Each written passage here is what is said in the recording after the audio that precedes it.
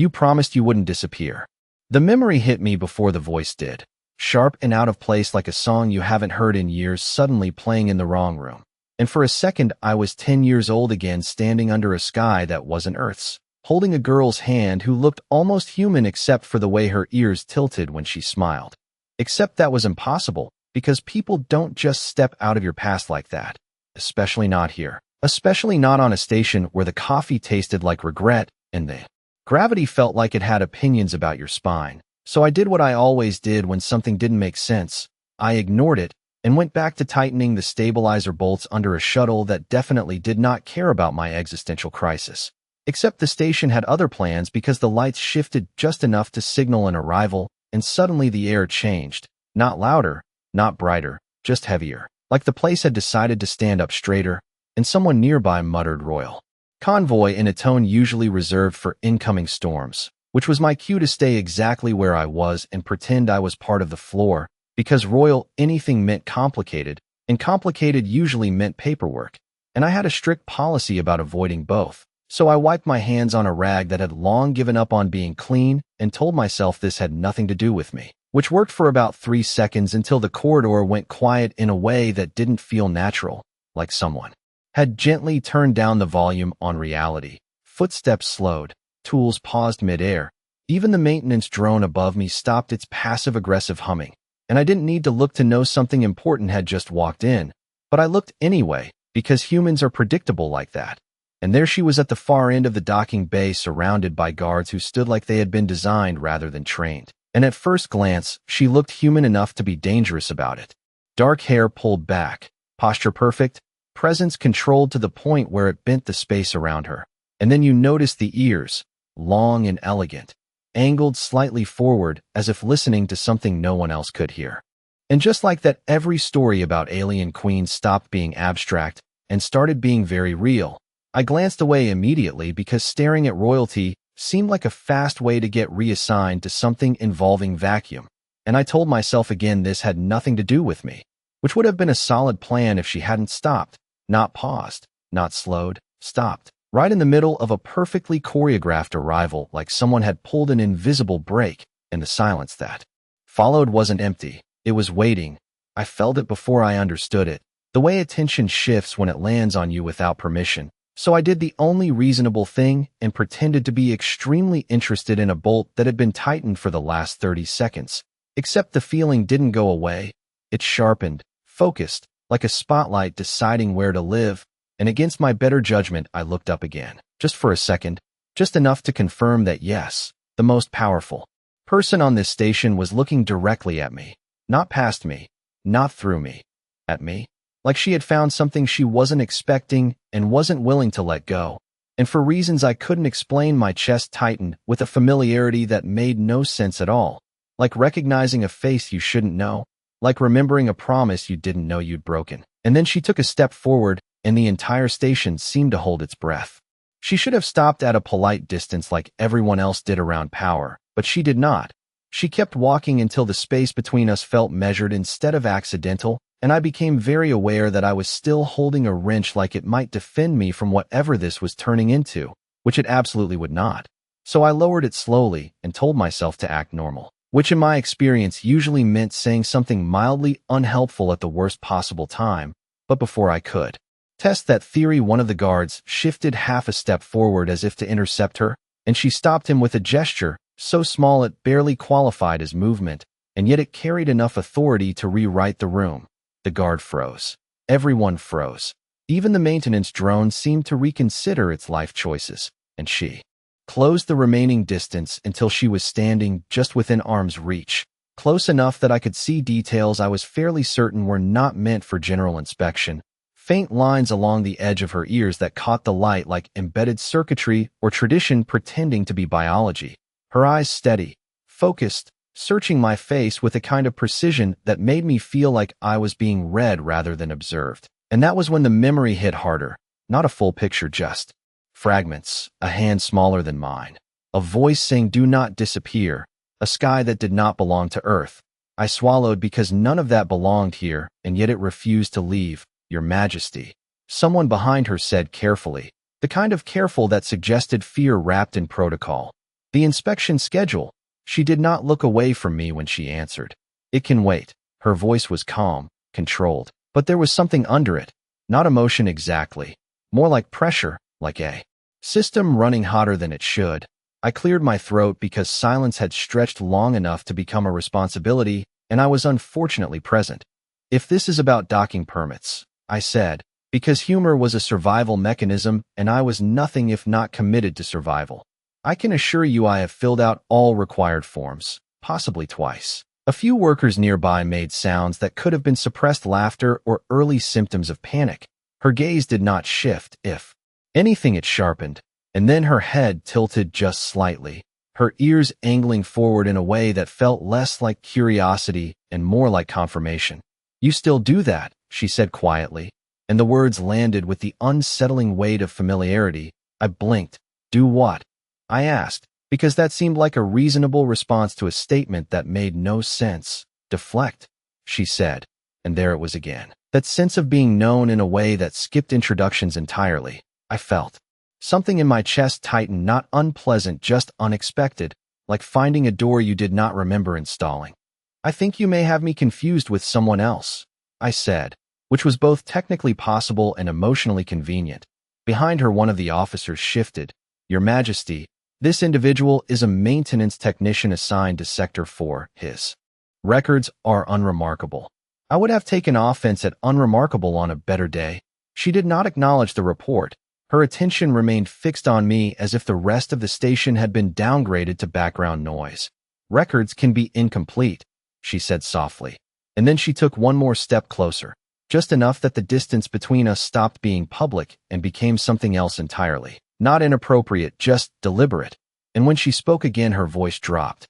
Not for secrecy, but for precision, like she was placing each word exactly where it needed to land. "You did not keep your promise." The sentence threaded itself through the fragments in my mind and pulled them tighter.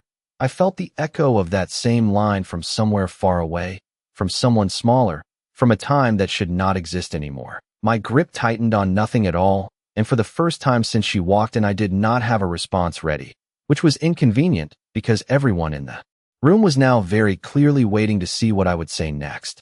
I opened my mouth and nothing came out, which was new and frankly inconvenient, because I usually had at least one bad joke ready for situations that made no sense, and this situation had officially exceeded my available inventory. The memory pressed harder, not clear, not complete, just enough to feel real. A small hand gripping mine with stubborn determination. A voice telling me not to disappear like it was a rule I had agreed to. I exhaled slowly and tried to anchor myself to something. Practical, bolts, metal, gravity that disagreed but still existed. "I do not remember making any promises to royalty," I said finally, "because if you were going to be confused, you might as well be consistent about it."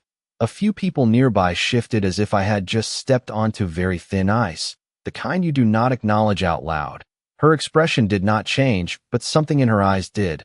Not disappointment, not anger, something quieter, like confirmation of a fear she had already accounted for. "No," she said, her voice even, controlled again. "You would not." And that should have been the end of it. A misunderstanding resolved. A queen redirected back to important matters that did not involve a maintenance technician with questionable conversational instincts. But she did not move. Instead, she studied me with a patience that felt practiced, like she had been doing this for a long time. "Tell me," she continued, tilting her head slightly, her ears adjusting in that subtle, unreadable way. "How long have you been here?" The question sounded simple, but it landed like a test I did not know I was taking. "A few months," I said, which was true enough. "Transferred from a smaller outpost. Less gravity, worse coffee." A faint ripple moved through the crowd, the kind that suggested people were both horrified and impressed that I was still speaking in complete sentences. She did not react to the humor, not outwardly, but her gaze lingered on me a fraction longer than necessary, as if measuring the space between what I said and what I did not. "And before that?" she asked, the words soft but precise. I hesitated, not because I had something to hide, but because the question felt heavier than it should, like there was a correct answer and I did not have access to it. "Different stations," I said. "Nothing worth remembering." The moment the words left my mouth, I knew they were wrong. Not factually, but structurally. Like a piece of a story that did not fit the rest, her eyes sharpened, and for the first time there was a visible reaction, small, controlled. But there, her fingers tightened just slightly at her side. "You remember everything else," she said quietly. And it was not a question. It was an observation that carried more weight than the room could comfortably hold. The silence that followed stretched again, thicker this time. The kind that made people forget how to breathe normally. Somewhere behind her, one of the officers spoke, voice low, cautious. "Your Majesty, if there is an issue, we can have him escorted for verification." Escorted sounded polite in the way that words often do right before they stop being optional. I opened my mouth to protest on principle alone, but she lifted her hand again, that same minimal gesture that rewrote outcomes. "No," she said, still looking at me. "There is no issue." The officer fell silent immediately, and then she did something that made even less sense than everything else that had already happened. She said my name again, not louder, not sharper, just certain. "Ethan." And this time it did not sound like a guess or a coincidence. It sounded like something she had carried for years, something that had not changed even if I had. I felt the world tilt slightly, not physically, just enough to notice, and the fragments in my mind shifted, aligning in a way that suggested they were not fragments at all, just pieces waiting for the right pressure to become something whole. "Look at me," she said softly, and for reasons I could not explain I did. Really looked this time, past the uniform, past the authority, into something familiar buried underneath it.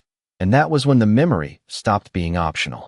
The moment I met her eyes, something shifted from fragments into structure, like a lock finally aligning pins it had been holding for years, and the memory did not return all at once. It unfolded in layers the way pressure becomes understanding. A smaller version of her standing too close to me on a platform that overlooked a sky full of unfamiliar stars, her hand gripping mine with quiet determination, as if she had already decided I was not allowed to leave. "You said you would stay," she had told me then, her voice softer but somehow more certain than anything else around us. And I had laughed because that is what I did when things felt too serious. "I will," I had said, casual, unthinking, like promises were light things you could carry without consequence. And now, standing in front of her years later, I felt the weight of that moment settle into place like gravity correcting itself. I inhaled slowly because the present had not disappeared just because the past had decided to show up. Uninvited. The docking bay was still there. The workers still frozen in varying degrees of professional panic. The guards still watching with the kind of focus usually reserved for unstable situations. And at the center of it all, she stood exactly where she had chosen to stand, not moving, not rushing, just waiting, not for permission but for recognition. "That was not here," I said finally, my voice quieter than I intended, less certain, because saying it out loud made it real in a way. Thinking it had not. Her expression did not change, but her ears angled forward again. That subtle shift that seemed to carry more meaning than any visible reaction. "No," she said, and there was something almost gentle in the word now. It was not. The confirmation landed heavier than denial would have, because it removed the last easy explanation. This was not confusion, not coincidence, not a mistake that could be corrected with a polite apology and a return to schedule. This was continuity, and I was the only one who had forgotten it. I ran a hand through my hair out of habit and found a faint smear of grease that felt oddly grounding. "I was a kid," I said, because that seemed like a defense even if I was not sure what I was defending against. People say things when they are kids. A weak argument, and we both knew it. She watched me for a long moment, and this time the control slipped just enough to notice. Not a dramatic shift, not anything that would break the image of a queen, but something in her gaze softened, not in weakness, but in recognition of something shared. "You did not say it like a child," she replied quietly. "You said it like it mattered." And that was worse somehow, because it suggested intention, meaning, a version of me that had understood what I was agreeing to even if the current version did not. The silence that followed was different again, not sharp, not tense, but full, like the space between 2 points finally acknowledged. Somewhere behind her someone shifted, a reminder that this was not a private conversation no matter how much it felt like one. And that was when she turned her head slightly, just enough to address the room without fully breaking the line between us. "Clear this area," she said, her tone calm but absolute. There was no hesitation this time, no cautious suggestion, just execution. Guards moved, workers dispersed with impressive efficiency. The station seemed to exhale as the pressure redistributed, and within seconds the wide docking bay felt larger and quieter, reduced to a space that held only the necessary people and whatever this was becoming. She stepped closer again, not dramatically, just enough to close the last distance that still belonged to the public. And when she spoke, her voice was low, precise, meant only for me now. "I did not forget," she said, and the words carried something that did not need explanation, time, effort, choice. I could not. I held her gaze because looking away felt like retreat, and something in me had already decided that was no longer an option. And I did. I admitted, because anything else would have been a lie she would see through in a second. She nodded once, a small motion that acknowledged the difference without judgment, and then she said the one thing I was not prepared for, not because of the words, but because of the certainty behind them. "That does not change what you are." And just like that, the ground shifted again, because whatever I thought I was, she was clearly working from a very different definition. "That depends on what you think I am," I said, because that felt like the only reasonable response when someone rewrote your identity without consulting you first. She did not answer immediately, and that pause was not hesitation, it was consideration, like she was deciding how much of the truth I could handle in one piece. Her gaze moved briefly across my face, not searching anymore, but confirming, as if every detail lined up with something she had been holding on to for years. "You were not supposed to stay small," she said at last, and the words landed strangely. Not insulting, not dismissive, just inaccurate in a way that suggested I had missed a larger version of my own life. I let out a quiet breath that almost turned into a laugh. "I am a maintenance technician on a station where the highlight of my week is a functioning coffee machine," I replied. "If there is a larger version of me, he is clearly not doing the job." Something in her expression shifted again, not amusement exactly, but recognition of the deflection. Her ears angled slightly outward then forward, adjusting as if tuning into a different frequency of the conversation. "You still reduce everything to what you can fix," she said softly. And that hit closer than I expected because it was true in a way that had nothing to do with tools or machinery. I shrugged because acknowledging that felt like stepping into territory I did not understand. "Things are easier when they are broken in obvious ways," I said. "Less room for interpretation." She held my gaze, and for a moment the distance between us felt smaller than the few feet it actually was, like the years in between had been compressed into something manageable. "And when they are not obvious," she asked, her voice lower now, more personal, "what do you do then?" I hesitated because the honest answer was not impressive. "I ignore them until they become obvious," I said, and this time she did smile. Not fully, not openly, but enough that it changed the shape of the moment. Enough that the queen became something else for just a second. Someone I almost recognized without needing to try. The memory shifted again. Not clearer, just closer. The same expression on a younger face. Less control, more certainty. "You did not ignore me," she said quietly, and the statement carried a weight that did not belong in a casual conversation. I felt that same pressure in my chest return, not uncomfortable, just insistent, like a truth waiting for permission. "I do not remember not ignoring you," I said, which was the closest I could get to honesty without pretending I understood more than I did. She nodded, once accepting that in a way that suggested she had already accounted for it. "That is why I came myself," she said, and there it was again, that quiet certainty that rearranged everything around it. I frowned slightly because that part did not fit any version of reality I was familiar with. "You are telling me the queen of an entire system personally visited a maintenance dock because of a conversation she had as a child," I said, and even saying it out loud made it sound like the kind of story people told. After too much bad coffee, she did not look away, did not soften the statement, did not offer an easier explanation. "Yes," she said simply, and the simplicity was what made it impossible to dismiss. The station felt quieter again, not because it was empty, but because everything that mattered had narrowed down to this one conversation. I ran a hand along the edge of the workbench beside me, grounding myself in something solid, something that followed rules I understood. "That seems inefficient," I said after a moment. Because if I did not lean into the absurdity, I was going to get pulled under by it. Her eyes held mine steady, and there was something unmistakable in them now. Not just recognition, not just memory, but decision. It was necessary, she replied, and then after a fraction of a pause that changed the meaning entirely. Because you are not where you are supposed to be. The words settled into place like a problem statement I had not realized I was trying to solve. And for the first time since she walked into my life again, I had the distinct and uncomfortable feeling that she was not here to remember me. She was here to change something about me that I did not yet understand. Then where am I supposed to be? I asked, because that felt like the only question that mattered now. Not the past, not the promise, not even the fact that a queen had just rewritten my entire sense of normal. Just that one point. And she did not answer right away, which was becoming a pattern I was starting to recognize as intentional rather than inconvenient. Her gaze shifted slightly, not away from me, but through me, like she was aligning something in her mind with what she was seeing in front of her. You were meant to stand beside me, she said at last. And the words were not dramatic, they were not elevated, they were stated with the same calm certainty she had used for everything else, which somehow made them more disruptive. I blinked once because my brain needed a second to process that, and failed anyway. I think there has been a classification error, I replied, because humor was still the only tool I trusted in situations that refused to behave. I am very good at standing beside broken engines and occasionally functional coffee machines. Anything beyond that is outside my training. She did not react to the joke this time.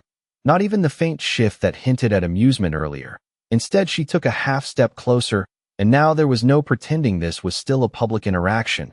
The space between us had narrowed into something deliberate and contained. You stood beside me once before, she said quietly, and the memory responded immediately, this time not as fragments, but as continuity. The same platform, the same sky, her smaller hand gripping mine like it was a decision rather than a request, and I felt the echo of that moment align with the present in a way that made denial feel less like an option and more like avoidance. I exhaled slowly and looked down for a second. At my hands, still faintly marked with grease and small cuts that came from fixing things that did not ask questions. That was a long time ago, I said, because time felt like a reasonable defense even if it was not a strong one. People change. She nodded once as if she agreed with the statement in principle, but not in application. Yes, she said, but not in the ways that matter. And that was the problem, because I did not know what she considered to matter. I leaned back slightly against the workbench, grounding myself in something that did not carry expectations. You are talking about a version of me that I do not remember, I said, keeping my voice even because anything else would have been a concession I was not ready to make. That makes this conversation difficult. Her eyes softened again, just slightly enough to notice. Not in pity, not in frustration, but in understanding of a variable she had already accounted for. It makes it slower, she corrected, and there was something almost reassuring in that, like she had already decided the outcome and was simply adjusting the pace to match my limitations. The silence settled again, but this time it felt less like pressure and more like space being made for something to unfold. What exactly do you think I am supposed to do? I asked after a moment, because the alternative was standing here indefinitely, while reality reorganized itself around me. She did not hesitate this time. Come with me, she said, and the simplicity of it made it heavier than any elaborate explanation would have. I let out a quiet breath that might have been a laugh if it had more confidence behind it. That seems like the kind of decision that comes with details, I replied, preferably several. Her gaze held mine steady, and there was no trace of uncertainty in it. Only that same unshakable certainty that had been present from the moment she stepped into my world again. You will have them, she said, but not here. And then she added something that shifted everything again, just enough to matter. This place is not where you belong. I glanced around the docking bay, the tools, the half-repaired shuttle, the familiar imperfect systems that had defined my life for longer than I could easily quantify, and felt something unexpected tighten in my chest. Not resistance, not attachment exactly, just recognition of what leaving would mean. It has been working out so far, I said quietly, because defending the life I understood felt easier than stepping into one I did not. She watched me for a long moment, and then she said the one thing that made staying suddenly feel less stable than leaving. Only because I had not found you yet. And just like that, the version of my life that had felt complete a few minutes ago began to look suspiciously like something unfinished. I should have said no immediately, because that is how reasonable people respond when a queen tells them to leave their entire life behind, with the same tone someone uses to suggest getting coffee. But the word did not come out. It hovered somewhere between instinct and hesitation, and then dissolved into something far less useful. I looked past her for a second at the docking bay that had always made sense to me in ways people never quite did. The half-repaired shuttle still open like a problem, waiting to be solved, the tools arranged in a system only I understood, the faint hum of machinery that never lied about what it was or what it needed. And for a moment I held on to that, because it was real in a way everything else suddenly was not. "You are asking me to walk away from everything I know," I said finally, keeping my voice even, because if I let it shift even slightly, this would turn into something I was not ready to handle. She did not interrupt, did not rush to correct or persuade. She simply listened in that precise way she had that made every word feel accounted for. "I am asking you to return to where you were meant to be," she replied. And the difference between those two statements was not small, it was fundamental. I exhaled slowly, because arguing definitions with someone who had already decided the outcome felt inefficient, but also necessary. "That assumes I believe there is a place I am meant to be," I said, "which is a very generous assumption." Her gaze held mine steady, and for a second I thought she might push harder, but instead she did something unexpected. She stepped back, just one step, enough to give the moment space instead of pressure. And that shift mattered more than anything she could have said. It was not retreat, it was control. She was not trying to force the decision, she was letting me reach it, which was somehow more unsettling. "Then do not believe it," she said quietly, "but come anyway." I let out a breath that almost turned into a laugh, because that was not how logic was supposed to work. "That is not how convincing people usually works," I said. And this time there was a faint change in her expression, not quite amusement, but something close enough to recognize. "You were never persuaded by usual methods," she replied. And again there it was, that sense of being known in ways I had not authorized. I shook my head slightly, because staying grounded felt like the only strategy one had left. "You keep talking about a version of me that I do not have access to," I said, "which makes it difficult to agree with you." She studied me for a long moment, and then her eyes shifted slightly to my hands, still marked by work, by routine, by a life that had not asked for anything beyond consistency. "You built something stable," she said, not dismissing it, not minimizing it, just acknowledging it as part of the equation. "That is not nothing." The recognition caught me off guard more than dismissal would have, because it removed the easy defense of feeling misunderstood. I nodded once, because denying that would have been pointless. "It works," I said simply. She inclined her head slightly, accepting that, and then she added the one variable I had not been accounting for. "But it is incomplete." The words settled into the space between us with a weight that did not come from judgment, but from certainty. I frowned slightly, because incomplete implied intention, design, something unfinished rather than something sufficient. "According to who?" I asked, because if I was going to step into this I needed at least one fixed point. She did not hesitate. "According to the version of you who stood beside me and chose not to leave," she said. And just like that, the memory aligned again, not as a fragment, not as a suggestion, but as a decision I had once made without understanding its future. The silence that followed was different this time. It was not pressure or tension, it was recognition settling into place. I looked at her again, really looked past the title, the presence, the authority, and saw the same certainty that had been there years ago, just refined, sharpened into something that did not need to ask anymore. "If I say no," I said quietly, because the option needed to exist, even if it felt less solid than before. Her expression did not change, but her answer came without delay. "Then I will ask again," she said, not as a threat, not as a command, but as a statement of fact. And that was the moment I realized this was not about convincing me at all. It was about something she had already decided long before she ever stepped onto this station.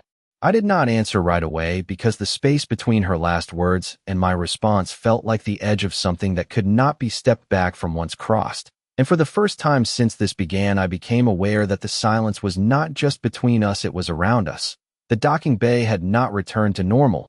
It had simply shifted into a quieter version of attention, the kind that listens without pretending not to. I could feel it in the way footsteps had stopped just beyond the cleared perimeter. In the way the air itself seemed to hold on to the moment like it mattered, which it apparently did, I glanced past her again not to escape, but to confirm what I already suspected. People were watching. Not openly, not directly, but enough that it changed the weight of everything. And I realized this was no longer just a conversation between two people who used to know each other. This was becoming something else, something visible, something that would not stay contained no matter how quietly we spoke. I looked back at her and found her watching me the same way. Not concerned, not distracted, just aware, like she had already accounted for every eye in the room and decided they did not change anything. "You are not worried about this," I said quietly because that part felt worth clarifying. She followed my glance briefly toward the edges of the docking bay and then back to me. "They are not relevant," she said, and there was no arrogance in it, just accuracy, which somehow made it more difficult to argue with. I let out a breath that might have been a laugh if it had less tension behind it. "That is easy to say when you are the reason they are watching," I replied. Her expression did not change, but there was a subtle shift in her posture. Not defensive, not reactive, just settled, like she had reached the part of the conversation she had been moving toward all along. "They are watching because they do not understand," she said calmly. "And they will not understand unless I make it clear." Something in her tone changed on that last part. Not louder, not sharper, just more defined, like a line being drawn without needing to be announced. I frowned slightly because I was not sure I liked where that was going. "Make what clear?" I asked, already knowing the answer was not going to simplify anything. She did not look away this time, did not soften the statement, did not give me room to misinterpret it. "That you are not what they think you are," she said, and the words landed with a different kind of weight than everything before them. Not emotional, not personal, just public, like a declaration that had not been spoken yet, but already existed. I felt the shift immediately, not in her, not in me, but in the space around us, like the moment had crossed an invisible line from private to observable. "That seems unnecessary," I said, because understatement was still the only defense I trusted. "I have been doing a very good job of being exactly what they think I am." Her eyes held mine steady, and for the first time, there was something unmistakable in them that had not been there before. Not just certainty, not just recognition, but intention that extended beyond this moment. "Yes," she said. "And that is the problem." The silence that followed was not empty, it was loaded, the kind that waits for something irreversible. I felt the familiar instinct to deflect, to reduce, to redirect, but it did not fit here the way it usually did, because this was no longer just about me understanding what was happening. It was about everyone else seeing it too. "You are about to do something," I said slowly, not as a question, but as an observation that had arrived a fraction too late. Her gaze did not waver. "Yes," she replied, and that single word carried more finality than anything else she had said. I shifted my weight slightly, grounding myself in the floor that still behaved like physics instead of expectation. "You could explain it first," I suggested, because that felt like a reasonable request before reality changed shape again. She shook her head just once, a small controlled motion that ended the possibility before it could become a discussion. "You will understand," she said quietly, and then after the briefest pause that turned the moment from uncertain to inevitable, "But they need to see it." And just like that, I realized this was no longer about convincing me to go with her. It was about showing everyone else why I could not stay. She did not raise her voice, and she did not need to, because when she moved, the entire space adjusted around her like it understood something I did not. She turned slightly, not away from me, but outward, just enough that her presence expanded beyond the distance between us and into the room that had been pretending not to listen. "All personnel," she said, her tone calm, but carrying in a way that did not rely on volume. "Return to your positions and observe." The words settled across the docking bay with quiet authority, and the effect was immediate. Movement resumed, but not normally, not casually. It was deliberate now, controlled, like everyone understood they were being asked to witness something without being told what it was. I stayed where I was, because moving felt like stepping out of a moment that had already decided to include me. I glanced at her, because that still felt like the only stable reference point I had. "This is the part where I become concerned," I said under my breath, because humor was still my default response even when it stopped being effective. She did not look at me immediately, and that mattered because it meant whatever she was about to do was not for me. Not entirely. It was for them, for the room, for the version of reality that existed outside of my understanding. You are not in danger, she said after a second. And the way she said it made it clear that the statement was not meant to comfort me, it was meant to define the situation, which somehow did both. I exhaled slowly and nodded once because that was as close to acceptance as I was willing to get without further information. She turned back to face me fully, and for a moment, everything narrowed again. Just the two of us. Just the space we occupied. And I saw it clearly, then not just recognition, not just memory, but certainty anchored in something deeper than either of those. Stand here, she said quietly. Not a command, not a suggestion, just an instruction that assumed compliance. I hesitated. For exactly half a second, which was apparently enough time for my brain to register that I had already been standing there the entire time. I am already standing here, I replied, because consistency mattered even when logic did not. And there it was again, that almost smile, brief, controlled, but real. Then do not move, she said, and I resisted the urge to point out that this was becoming increasingly philosophical. Instead, I stayed exactly where I was because at this point movement felt like the least helpful variable. She lifted her hand slightly, not toward me, but toward the open space beside us, and the station responded. Not dramatically, not visibly in a way I could immediately define, but enough that I felt it. A subtle shift in the air, like something had been acknowledged at a level I was not used to noticing. A panel nearby flickered to life, displaying data streams I could not read fast enough to understand. Symbols layered over measurements that meant nothing to me and everything to whoever designed them. I frowned slightly because this was no longer symbolic. This was specific, intentional, and very much outside my area of expertise. You could still explain what is happening, I said, keeping my voice low because the room did not need my confusion amplified. She did not look away from the interface as it adjusted, her focus precise, controlled, like she was aligning something that had been waiting for this exact moment. I am, she said simply, and then she glanced back at me just long enough for the weight of the next words to settle before they were spoken.